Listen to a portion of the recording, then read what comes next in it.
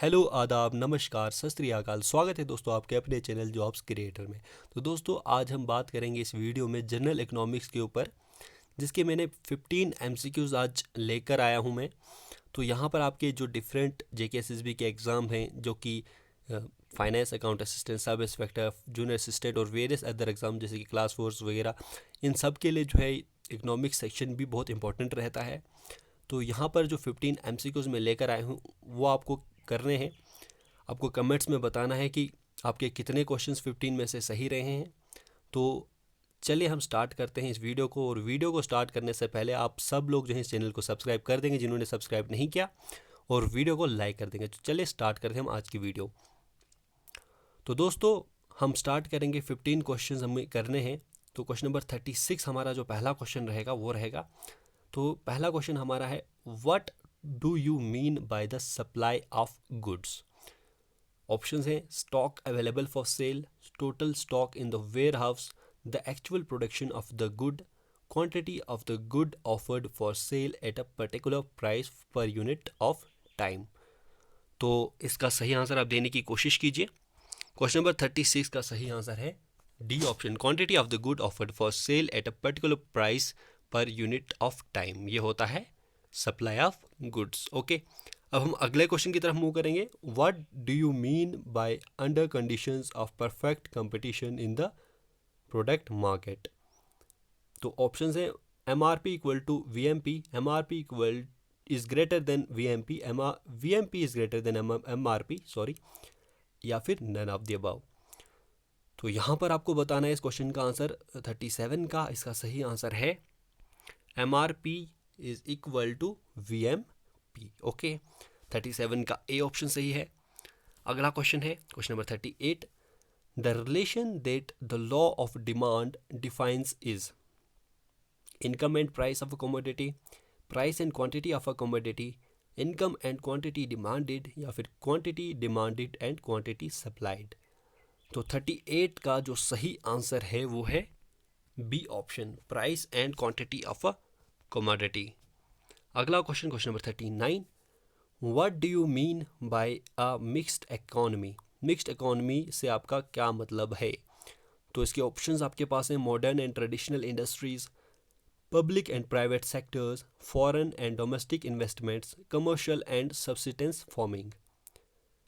Question number 39 का जो सही आंसर है वो है दोस्तों public and private sectors. B option इसका सही आंसर है। ओके, तो अगले क्वेश्चन की तरफ हम मूव करेंगे दोस्तों। 40, what do you mean bye demand of a commodity, a desire for the commodity, need for the commodity, quantity demanded of that commodity, या फिर quantity of the commodity demanded at a certain price during in any particular period of a time.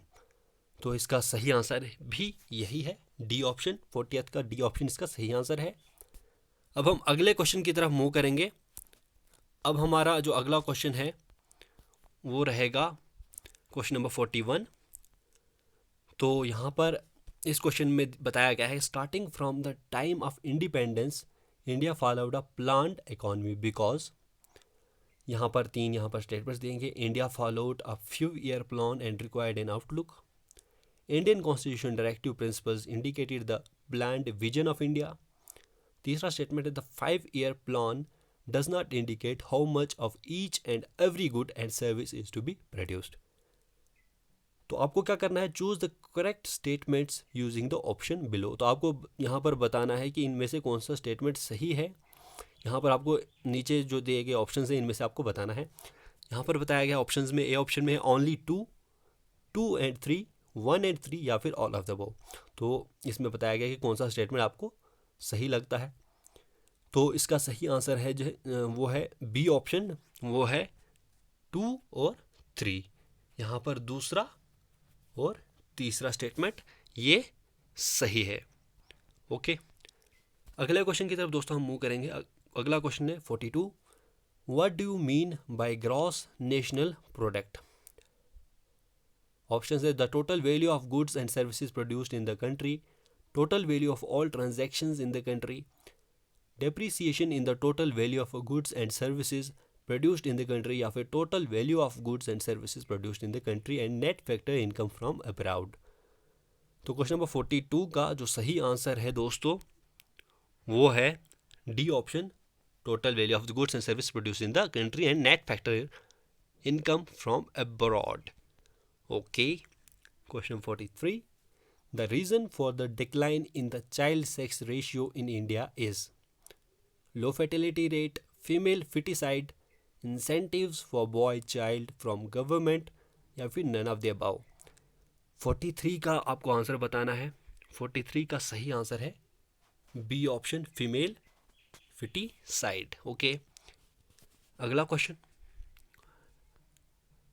What things are taken into consideration while revising the poverty line periodically. Options हैं by conducting a survey every 5 years, National Sample Survey Organization carry out the survey, both A and B are taken into consideration, या फिर none of the above।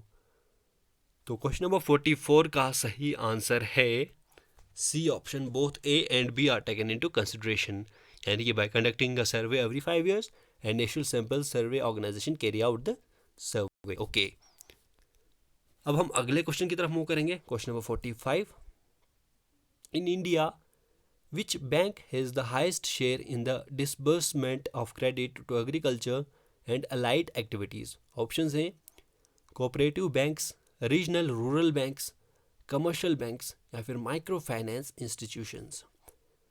तो यहाँ पर आपको बताना है इसका आंसर। क्वेश्चन नंबर 45 का सही आंसर है कमर्शियल बैंक्स। ओके, अब अगले क्वेश्चन की तरफ हम मूव करेंगे। Question number 46, which of the below mentioned institutes are linked with the financial sector of India controlled by the RBI, यानी रिजर्व बैंक ऑफ इंडिया।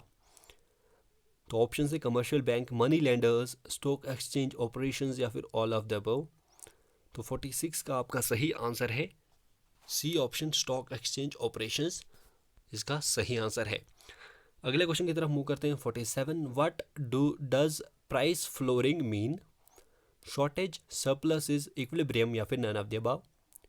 तो 47 का सही आंसर है सरप्लसेस, यानी कि बी ऑप्शन। ओके,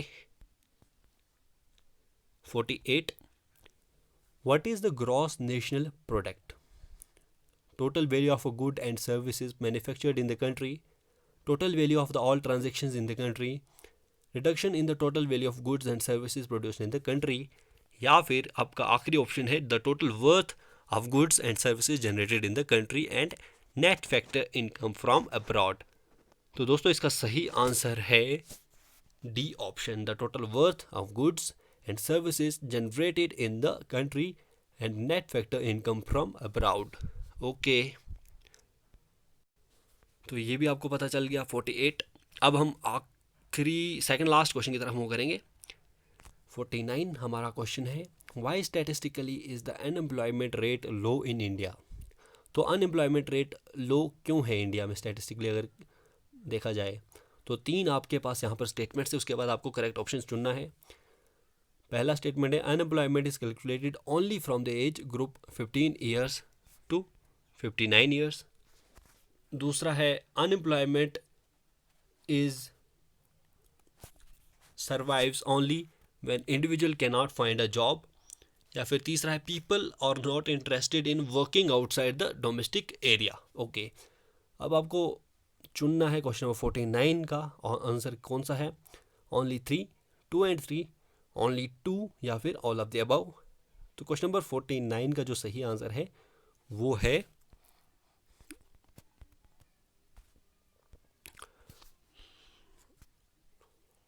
बी, 49 का answer सही है सी ऑप्शन, यानी कि ओनली 2। ओके, अब हम आखिरी क्वेश्चन करेंगे दोस्तों, क्वेश्चन नंबर 50, यानी कि ये हमारा 15 क्वेश्चन रहेगा। The bowed shape of the production possibility curve illustrates law of increasing marginal cost, the production is inefficient, the production is unattainable, या फिर the demand is relatively elastic.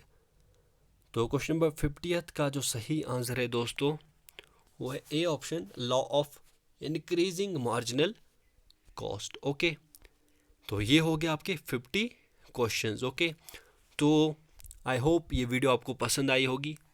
तो अब आपको क्या करना है, वीडियो को लाइक करना है, आपको चैनल को सब्सक्राइब कर देना है और शेयर कर देना है इस वीडियो को। तो अब हम मिलेंगे अगली वीडियो में, तब तक के लिए बाय बाय।